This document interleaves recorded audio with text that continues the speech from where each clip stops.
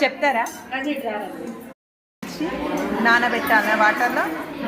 పెసరపప్పు 200 గ్రామ్స్ జొన్న రవ్వ, 100 గ్రామ్స్ పెసరపప్పును మొదట ఎంపుకోవాలి. కాస్త ఎంపుకున్న తర్వాత నానబెట్టుకోవాలి. ఒక 10-15 నిమిషాలు నానబెట్టుకున్న తర్వాత ప్రాసెస్ స్టార్ట్ చేసుకోవాలి.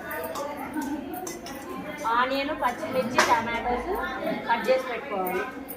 క్యారెట్ అన్నీ వేసుకోవచ్చు. మనం ఇన్స్టెంట్గా చేసుకోవాలనుకుంటే కూడా ఇలా చేసి పెట్టుకొని రెండింటి చేసి పెట్టుకొని పోపు కూడా వేసుకొని దానిలో ఆనియన్ వేయకుండా ఎండుమిర్చి ఒకటే వేసుకుంటే ఇన్స్టెంట్గా ఉంటుంది. అది పక్కన పెట్టాలి. పోపు దినుసులు, ఎండుమిర్చి, జీలకర్ర అన్నీ వేసుకొని పక్కన పెట్టుకొని ఉంచుకోవాలి. మనకు అవసరం ఉన్న వాటర్ ఒకటే యాడ్ చేసుకోవాలి. సరిపోతుంది ఇన్స్టెంట్.